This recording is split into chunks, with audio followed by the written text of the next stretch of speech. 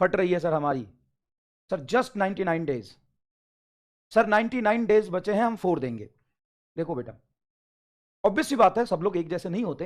हालांकि हमारा बैच एक है, टीचर एक है, सब्जेक्ट सबको वही पढ़ना है, लेकिन सब लोग एक जैसे नहीं होते। कुछ लोग कह रहे हैं सर सिर्फ 99 डेज 98 डेज बचे सर, कैसे होगा, डर लग रहा है। और कुछ लोग कह रहे हैं सर 4 देंगे, अभी तो बहुत समय है। यहीं पे ये एटीट्यूड का फर्क आ जाता है। जीतने वाले इंसान का एटीट्यूड ये होता है, जितना समय है उसमें ज्यादा चाहिए, उसमें और ज्यादा मेहनत करेंगे, 4 देंगे साहब। और हारने वाला इंसान का एटीट्यूड हमेशा ये रहता है, सिर्फ इतने दिन बचे हैं, भाई इतनी जोर से करेगा तो टट्टी निकल जाएगी, सिर्फ इतने दिन बचे हैं। तो कहां था इतने दिनों से, कहां था इतने दिनों से? सर कोई बात नहीं, अब करेंगे तो तैयारी हो जाएगी क्या? सुनना ध्यान से, अगर तुम थोड़े भी लॉजिकल हो ना, तुम 5वीं 6ठी क्लास के बच्चे नहीं हो, तुम साहब 12th पास कर चुके हो। और मैं परेशान हो गया ये सुन सुन के। जिस दिन बैच स्टार्ट हुआ था, जिस दिन 12th का पेपर हुआ था, बैच स्टार्ट हुआ था, उस दिन भी यही सवाल था, सर अभी से स्टार्ट करें तो हो जाएगा। बैच के 4 महीने बाद, सर अभी से स्टार्ट करें तो हो जाएगा। 11th खत्म हो गया, सर अभी से स्टार्ट करें तो हो जाएगा। क्रैश कोर्स आया, सर अभी से स्टार्ट करें तो हो जाएगा। अब नीट का रिजल्ट, नीट का डेट आ गया, सर अभी से स्टार्ट करें तो हो जाएगा। और यकीन मानिए, अभी से 1 महीने बाद भी हजारों बच्चे ऐसे मैसेज करते हैं, सर अभी से स्टार्ट करें तो हो जाएगा। नीट के 1 महीने पहले बच्चे पूछेंगे, सर अभी से स्टार्ट करें तो हो जाएगा। हजारों वीडियो इस पेपर हैं, सर अभी से स्टार्ट करें तो हो जाएगा। अरे जीवन भर सवाल ही पूछेगा कि कब से स्टार्ट करें तो हो जाएगा। हद होती है भाई। मतलब तुम 4th क्लास के बच्चे हो, 5th क्लास के बच्चे हो, इतनी भी तुम्हें सोचने समझने की शक्ति नहीं है कि तुम किस तरह के एग्जाम की प्रिपरेशन कर रहे हो, कितने बच्चे उसमें बैठते हैं, तुम्हारी कैपेबिलिटी क्या है, तुम्हारी वीकनेस क्या है, तुम्हारा स्ट्रेंथ क्या है। तुम्हारा बस चले तो एक दिन पहले भी यही पूछोगे, सर अभी से स्टार्ट करें तो हो जाएगा। पता है सिलेक्शन कब रुकता है? पता है सिलेक्शन कब रुकता है? कब रुकता है सिलेक्शन? जिस दिन नीट का डेट आता है। जिस दिन नीट का डेट आ जाता है ना, उसी दिन सिलेक्शन रुक जाता है। और ऐसे कैसे, हम तो इंतजार कर रहे होते हैं कि कब नीट का डेट आए, हम पढ़ना शुरू करें और मास्टर से सवाल पूछे, सर अभी से स्टार्ट करें तो हो जाएगा क्या? देख भाई,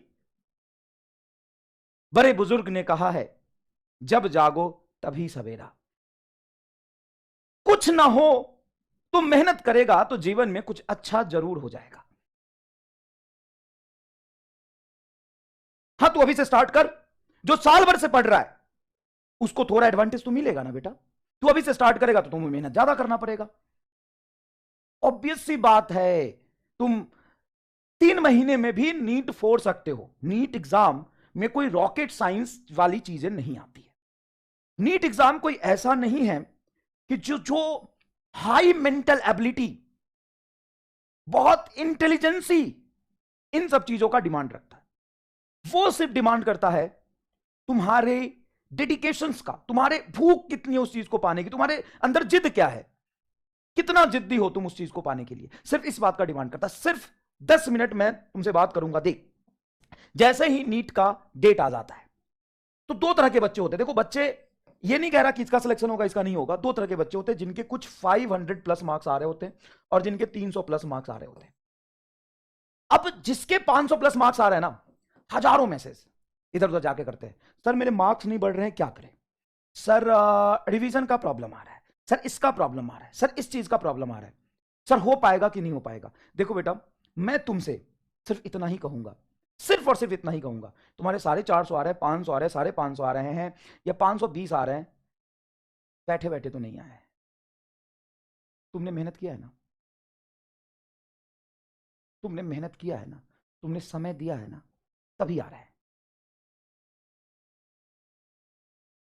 सर लेकिन सिलेक्शन तो 650 पे होता है, 625 पे होता है।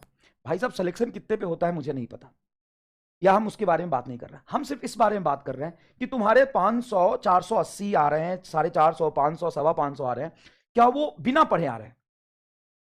अगर तुम में बुद्धि नहीं होता तो क्या इतने आते? अगर तुम सही जगह पे सही मेंटर से नहीं पढ़ रहे होते, सही बैच में नहीं होते, तो क्या इतने आ जाते? नहीं सर। अगर तुम में कैपेबिलिटी नहीं होती तो क्या इतने आ जाते? नहीं सर। कुछ तो है हम में, हम सही जगह पे हैं, हम मेहनत कर रहे हैं, लेकिन कहीं ना कहीं लैग हो रहा है। ठीक है, अब 10,000 बच्चे होंगे मान लो अपने बैच में जिसके इतने मार्क्स आ रहे हैं। अब 10,000 बच्चों का कोई एक कॉमन प्रॉब्लम तो नहीं है, सबका प्रॉब्लम अलग अलग है।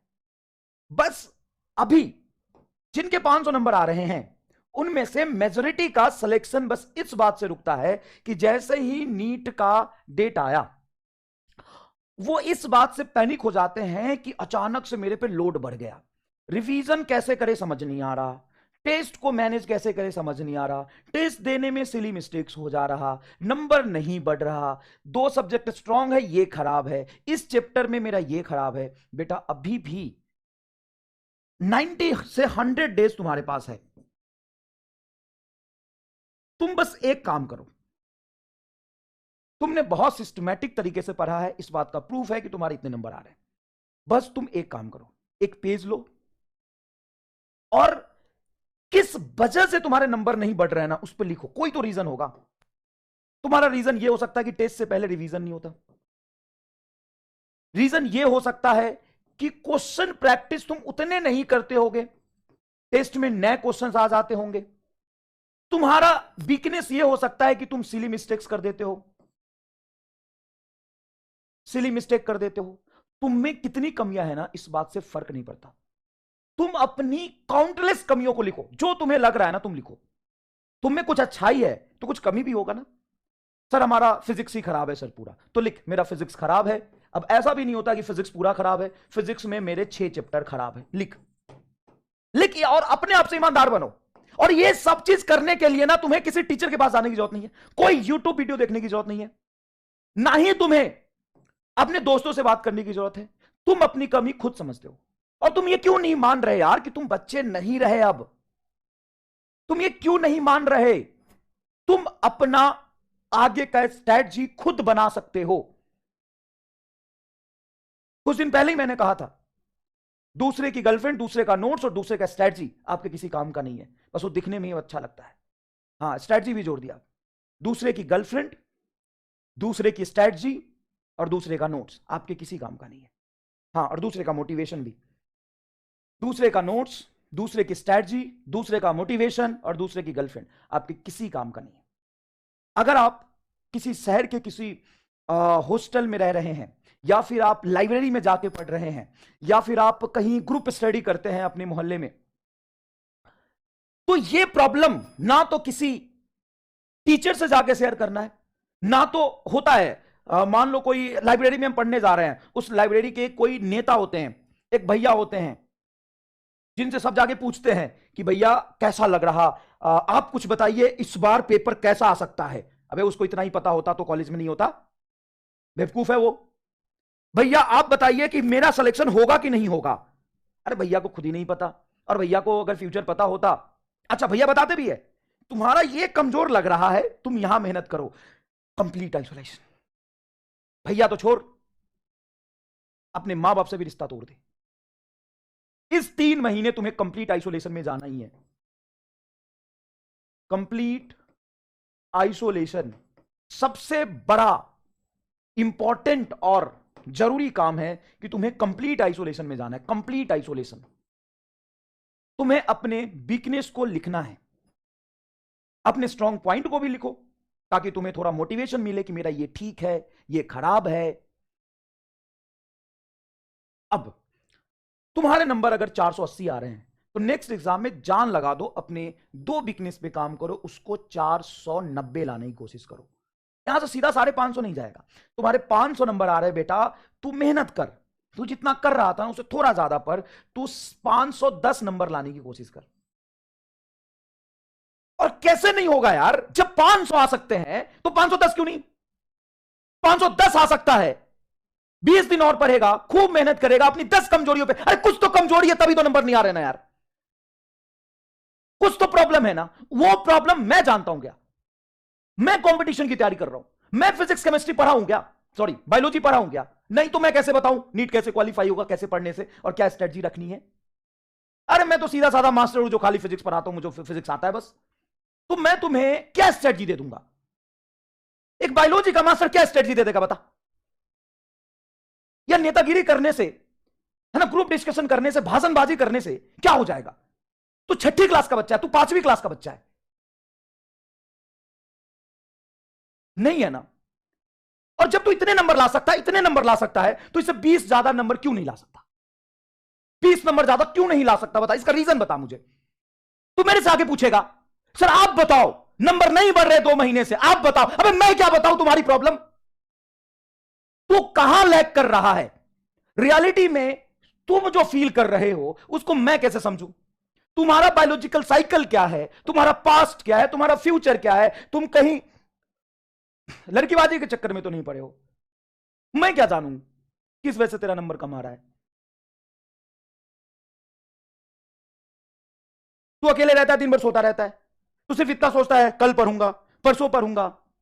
अब क्या प्रॉब्लम है वो तुम्हें पता है, अब तुम्हें पता है तो उस पर काम करो। मैं तुम्हें बता दूं, 90 दिन बच्चे हैं, ये चैप्टर लिख लो जो अभी करने हैं, 10 दिन में रिवीजन करना, इतने टेस्ट देना। तुम्हें नहीं पता कि टेस्ट देने से नंबर इंप्रूव होता है, और टेस्ट देने से अपनी कमियां पता चलती है, और 15 टेस्ट देना जरूरी है। तुम्हें नहीं पता, नहीं पता है ना, तो एक काम कर, अगले साल ड्रॉप कर ले। तुम्हें यह भी नहीं पता, तो तुम्हें यह नहीं पता कि अभी 90 दिन बचे हैं, इसमें से हम कोशिश करेंगे कि 30 दिन में हम पूरा सिलेबस खत्म कर ले, और अगले 30 दिन में हम रिवीजन करेंगे, और अगले 30 दिन में हम टेस्ट देंगे। तो पहले 30 दिन में टेस्ट दे और फाइंड आउट करके तुम्हारी कमी क्या है। हर आदमी का प्लान अलग होता है, हर आदमी का टाइम अलग होता है, हर आदमी का मेंटल स्टेट अलग होता है, हर आदमी का काम करने का तरीका अलग होता है। और हमने हजारों बच्चे देखे ऐसे जिसके 250 आ रहे होते हैं, और वो नीट एग्जाम में 500 लेके आता है, 550 लेके आता है। और अपनी स्ट्रेटजी कभी से शेयर मत करो, किसी से शेयर मत करो, और ना ही उसको वेरीफाई करो। तुम्हारा टाइम जोन है, तुम्हारा तरीका है, तुम पढ़ो। कोई अच्छा दोस्त मिलता है, बहुत अच्छा दोस्त मिलता है, जो तुम्हारी 2-4 डाउट बता सकता है सब्जेक्ट में, उससे बात करो। रिवीजन प्रॉब्लम बच्चा लिखता है, तो रिवीजन प्रॉब्लम क्यों है, तो टाइम नहीं है, सबके पास उतनी ही टाइम है। अगर कोई कर पा रहा है, आप नहीं कर पा रहे हैं, तो क्यों नहीं कर पा रहे। मैं गोली खिला दूं क्या एक, जिससे रिवीजन हो जाएगा। और जिनके 350 नंबर आ रहे हैं, उनको लगता है डर।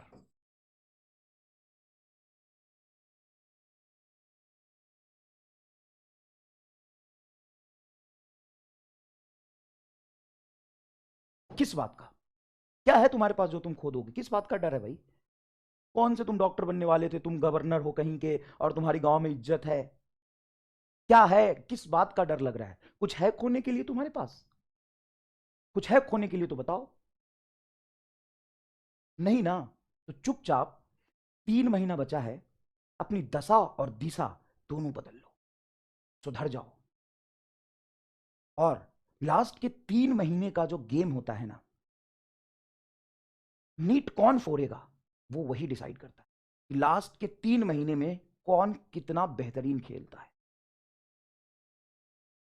आपने पिछले 9 महीने में मेहनत किया होगा, चाहे आपकी तैयारी कितनी भी हो, चाहे आप 600 नंबर ला रहे हो, 650 नंबर ला रहे हो, 500 नंबर ला रहे हो, आपने पिछले 9 महीने में जो तैयारी किया है ना, और उसका अगर आउटपुट एक्स है, ईमानदारी से बता रहा हूं, वो कहीं खराब नहीं जा रहा, उसका आउटपुट आपको हमेशा काम आएगा। उसका अगर आउटपुट एक्स है, तो लास्ट के 3 महीने में जो पढ़ेगा ना, उसका आउटपुट 2x होने वाला है, डबल। सर हमने 3 महीने में जो पढ़ा, उसका रिजल्ट जो एग्जाम में दिखेगा, सॉरी पहले 9 महीने में जो पढ़ा उसका रिजल्ट जो एग्जाम में दिखेगा वो एक्स है बस, और अभी 3 महीने में जो पढ़ेंगे वो 2x है। हाँ, और 100 दिन बहुत होते हैं अपनी कमियों को सुधारने के लिए, जब आपको आपकी वीकनेस पता हो तो।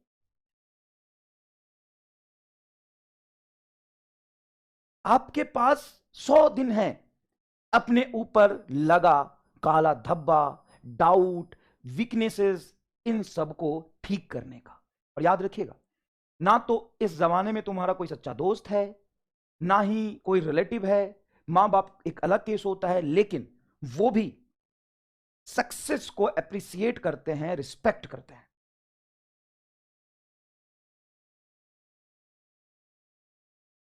मैंने कोचिंग इंडस्ट्री में या कोचिंग इंस्टीट्यूट में जितने दिन रहा, कई बार ऐसे देखे कि पेरेंट्स आते हैं पेरेंट टीचर मीटिंग में।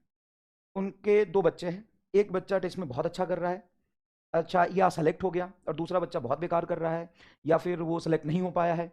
उसी इंस्टेंट पे सबके सामने वो कहते हैं ये मेरी बेटी बहुत अच्छी है, ये घर का नाम रोशन करेगी, और ये नालायक है, इससे कुछ नहीं होगा, पता नहीं मैंने इसको पैदा ही क्यों की। सबके सामने। तो कोई मतलब नहीं है, देख कोई मतलब नहीं है।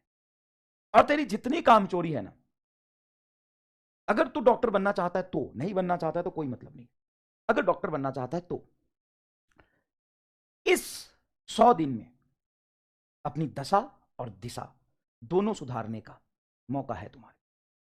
और अगर तुम अभी भी जिद पे आ गए कि मुझे करना है, तो तुम कर ले जाओगे। सर कैसे? कुछ तुम डिसाइड करो ना। तुम्हें नहीं पता फिजिक्स केमिस्ट्री बायोलॉजी पढ़ना है, पीवाईक्यू करने हैं, टेस्ट देने हैं, अपने वीकनेसेस पे काम करना है, कंसिस्टेंसी मेंटेन करना है, बस ऐसे। सर इतना किया भी, लेकिन अगर मेरे 450 नंबर ही रह गए नीट में तो? अच्छा, अगर आप इतना नहीं कर रहे तो कितने नंबर रह जाएंगे? सर तो दो ही सौ रहेगा सर। सर हाँ तो उससे तो ज्यादा अच्छा है ना 450 नंबर। कुछ तो कर पाएगा अच्छा अपने जीवन में, कुछ तो अच्छा कर पाएगा ना अपने जीवन में। तो अगर कर रहा है तो ऐसा कर जो सबसे बेहतरीन हो, और नहीं करने का मन है तो छोड़ दे।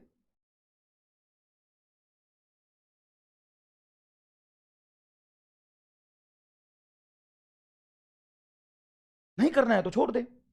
और तुम बहुत छोटे बच्चे नहीं हो, तुम्हें पता है कि एग्जाम क्वालिफाई करने का कोई शॉर्ट ट्रिक नहीं होता। एक बच्चे का कल मेरे पास मैसेज आया, सर मैंने 20 दिन पहले यकीन ज्वाइन किया है, और you know and you better understand कि सर इतना टाइम तो नहीं है, तो आप मुझे सारे एमआर स्टार लिख के दे दो।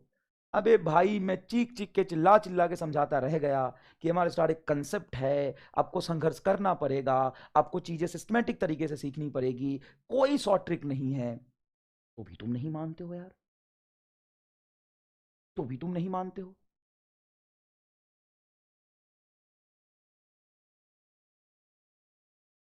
और किस बात पे डाउट कर रहे हो? तुमसे नहीं हो पाएगा, या तुम नहीं कर पाओगे, या तुम्हारा टीचर खराब है, या तुम्हारा किस्मत खराब है? किस चीज पे डाउट कर रहे हो?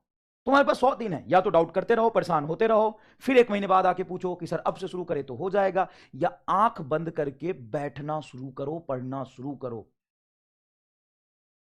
अभी मान लो कि तुमने बस 11 12 पढ़ा हुआ है, बैच में हो, सिस्टमैटिक तरीके से चीजें करी है, तुम्हें 1000 प्रॉब्लम है, तेरे 300 नंबर आ रहे, तेरा रिवीजन नहीं हो रहा, तेरा प्रैक्टिस नहीं हो रहा, टेस्ट में नंबर नहीं आ रहे, अभी भी 3 महीने समय है। बहुत सारे प्रॉब्लम है ना, सारी प्रॉब्लम को लिखो, और जो बहुत ज्यादा जरूरी है ठीक करना, उसको धीरे धीरे इंप्रूव करो। 24 घंटे समय है तुम्हारे पास, उसको इफिशिएंटली यूज करो। समझ गए? और सिर्फ सिर्फ और सिर्फ आप छोटे छोटे गोल लो। आपको रिवीजन नहीं हो रहा तो आप ये लिखो कि अगले 5 दिन में किसी तरीके से मुझे सिलेबस के साथ साथ ये 3 चैप्टर रिवाइज करना है, और पूरी जान लगा दो, एक एक घंटा समय निकालो। जो तुम्हारा लाइफ शेड्यूल है, जो बायोलॉजिकल साइकिल चल रहा है, उसी में से 1 घंटा ज्यादा निकालो ना यार। कहीं ना कहीं से तो टाइम निकलेगा ना। कंप्लीट आइसोलेशन में जाओ। मैं खत्म करता हूं इस बात को। कंप्लीट आइसोलेशन में जाओ, ना तो कोई घर वालों से मतलब है, ना तो कोई दोस्त से मतलब है, ना तो कहीं से मोटिवेशन चाहिए, और ना ही कहीं से स्ट्रेटजी चाहिए।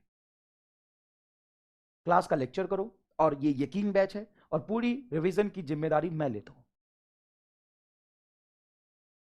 लास्ट वाले पोर्शन में तो अभी अभी हमने पढ़ा है, वो तो कर ही लोगे। और 11th में कितने अच्छे तरीके से मैंने वर्क एनर्जी पावर तक करा दिया है। 5 6 चैप्टर है, 3 महीना समय, बहुत अच्छे सिलेबस खत्म होगा, बहुत अच्छे से पूरा रिवीजन होगा। अभी क्या चाहिए तुम्हें बताओ? अभी क्या चाहिए तुम्हें? बायोलॉजी तुम्हारा बहुत अच्छा चल रहा है, केमिस्ट्री तुम्हारा बहुत अच्छा चल रहा है, और क्या चाहिए तुम्हें। अगर तेरा सिलेक्शन नहीं होता है, अगर कुछ नहीं है, तो रीजन फाइंड आउट करो ना यार, उस पर काम करो। बहुत ही खूबसूरत जिंदगी, फन और कंफर्ट जोन आपको मिलेगा। अभी आग लगा दो अपने अंदर। तुम्हें नहीं पता कि कितना खूबसूरत जिंदगी तुम्हारा इंतजार कर रहा है।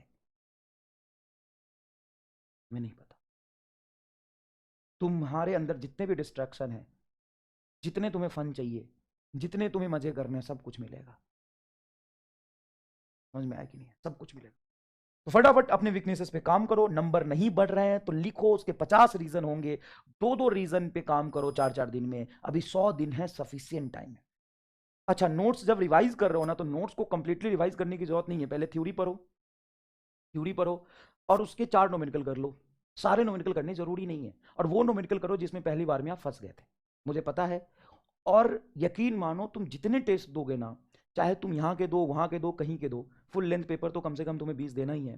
कहीं के भी टेस्ट दोगे, तुम्हें नोट्स से सवाल देखे हुए मिलेंगे। और ये अच्छी बात है, ये अच्छी बात है। देखे हुए सवाल मिल रहा है, एकदम मजा आ जाएगा। एग्जाम में देखे हुए सवाल मिल जाएंगे, बताओ कितना सुकून मिलेगा। कितनी अच्छी बात है ये। अगर तुम पूरा रिवाइज नहीं कर पा रहे हो, मतलब तुम्हें लग रहा है कि सर काइनेमेटिक्स रिवाइज करने में बहुत टाइम लगेगा, तो किसने बोला काइनेमेटिक्स के हर सवाल रिवाइज करने हैं? ऐसा भी है कि काइनेमेटिक्स से एक ही कंसेप्ट पे 4-4 सवाल है। तुम एक सवाल करो, थ्योरी पूरा करो, लेकिन थ्योरी पूरा करो, सवाल सारे प्रैक्टिस मत करो ना। अच्छा, जो सवाल बहुत ईजी है, तुमने पहली बार में कर लिया, तो उसको रिवाइज करने का कहां सेंस है? तुम तो वो चीजें रिवाइज करो जो वो क्वेश्चन रिवाइज करो जो तुमसे पहली बार में नहीं हुआ था, या वो कंसेप्ट रिवाइज करो जो पहली बार में समझने में दिक्कत आई थी, या तुमने डाउट पूछा था, और थ्योरी पूरा रिवाइज